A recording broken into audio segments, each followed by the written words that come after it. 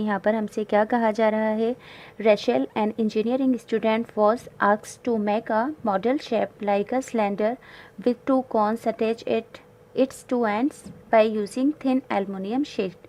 तो पहले इतनी बात को समझते हैं कि यहाँ पर क्या कहा गया है। यहाँ पर बोला गया है कि रशेल एक इंजीनियरिंग स्टूडेंट है जिससे एक मॉडल तैयार करने के लिए कहा जाता है, और जो मॉडल तैयार करेगा रशेल वो सिलेंड्रिकल शेप का होगा।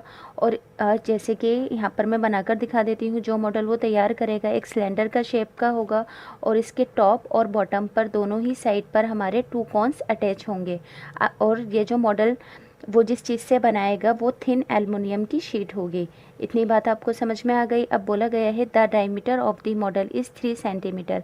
अब इस मॉडल का जो हमारा डायमीटर है 3 सेंटीमीटर है, और इस पूरे के पूरे मॉडल की जो लेंथ है हमारी 12 सेंटीमीटर है। आगे का क्वेश्चन पढ़ते हैं। If each cone has a height of 2 centimetre find the volume of air content in the model the Rachel made.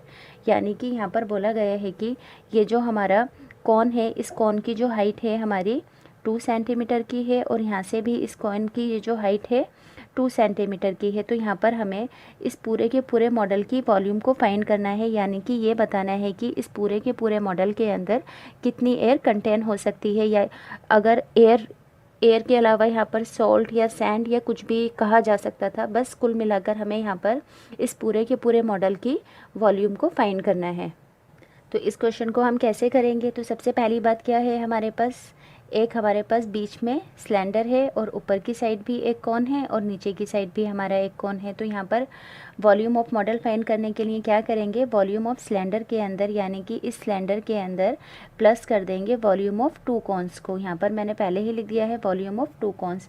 तो वॉल्यूम ऑफ सिलेंडर का फॉर्मूला क्या होता है हमारा, पाई आर स्क्वायर के अंदर h, plus volume of cone का formula क्या होगा हमारा 1/3 पाई आर स्क्वायर। अब यहाँ पर हमारा एच इस वाले फार्मूले पे भी है, तो यहाँ पर वॉल्यूम ऑफ कॉन वाले फार्मूले के लिए एच कैपिटल रखेंगे, इनटू के अंदर 2। अब यहाँ पर हम अपनी वैल्यूज़ को फाइंड करेंगे।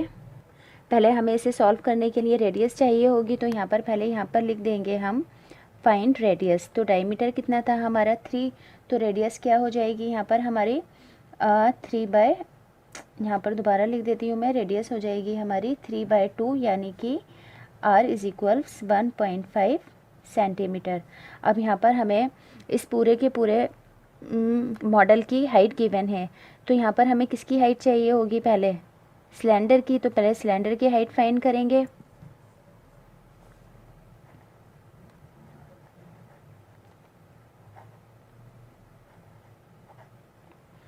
हाइट ऑफ सिलेंडर,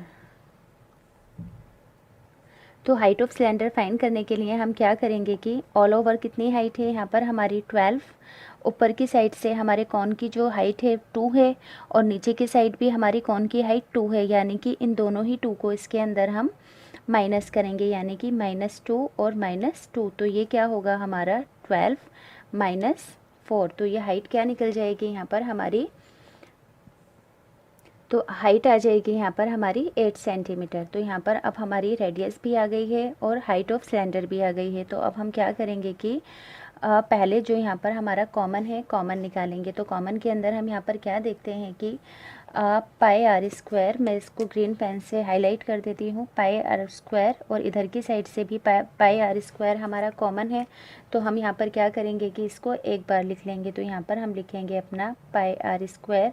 अब इधर की साइड से क्या बचा हमारे पास, स्मॉल h, प्लस इधर की साइड से हमारा 1/3 इंटू के अंदर 2 और कैपिटल H, क्योंकि आर स्क्वायर हमने यहाँ पर कॉमन ले लिया था। अब हम यहाँ पर अपनी वैल्यूज़ को पुट करेंगे। पाई की जगह पर 22/7, रेडियस अभी हमने अपनी फाइंड की थी 1.5, तो यहाँ पर 1.5 का स्क्वायर है तो 2 टाइम्स लिखेंगे 1.5। अब ब्रैकेट स्मॉल h, अभी हमने क्या फाइंड किया था यहाँ पर अपना 8 सेंटीमीटर, क्योंकि ये हाइट ऑफ सिलेंडर थी, तो हाइट ऑफ सिलेंडर हमने स्मॉल h लिया था, तो स्मॉल h की जगह पर हम रखेंगे अपना 8, प्लस अब 1 को 2 से अगर हम अपना मल्टीप्लाई करेंगे तो ये हो जाएगा हमारा 2/3 इंटू के अंदर अब h क्या थी यहाँ पर हमारी कॉन की हाइट क्या थी यहाँ हमारी 2, तो h की जगह पर हम लिखेंगे अपना 2। तो यहाँ से हम अपने पॉइंट को कैंसिल आउट करेंगे, तो नीचे एक 0, यहाँ से भी पॉइंट को कैंसिल आउट करेंगे तो नीचे की साइड एक 0। तो अब यहाँ से हम इसको 5 के टेबल से कैंसिल करते हैं। 5 3 ज़ा 15, 5 2 ज़ा 10, 5 3 ज़ा 15, 5 2 ज़ा 10। अब 2 से कैंसिल होगा 2 1 ज़ा एंड 2 11 ज़ा। इसके अलावा और कुछ भी कैंसिल नहीं हो रहा है हमारा। अब यहाँ पर हमारी जो वैल्यूज़ बची हैं उन्हें लिखते हैं। 11 इंटू 3 इंटू के अंदर 3 और नीचे की साइड हमारे पास क्या बचा 7 इंटू के अंदर 2। अब इस वाले ब्रैकेट की बात करते हैं, पहले हम इसे अपना सॉल्व कर लेते हैं। तो यहाँ पर हम क्या करेंगे कि 8 प्लस 2 2 ज़ा 4 और 4/3। तो पहले हम अपना इसका एलसीएम लेंगे। तो एलसीएम लेने का मेथड भी बता देती हूँ मैं आपको। 3 और 1 का एलसीएम क्या आया हमारा 3। अब इस 3 को एक बार इस पूरे के साथ यानी कि 8/1 के साथ और इस 3 को एक बार 4/3 के साथ रखेंगे। तो नीचे वाले 1 की कोई वैल्यू नहीं है। 3 8 से आया हमारा 24 प्लस 3 से 3 कैंसिल, तो यहाँ पर आया हमारा 4।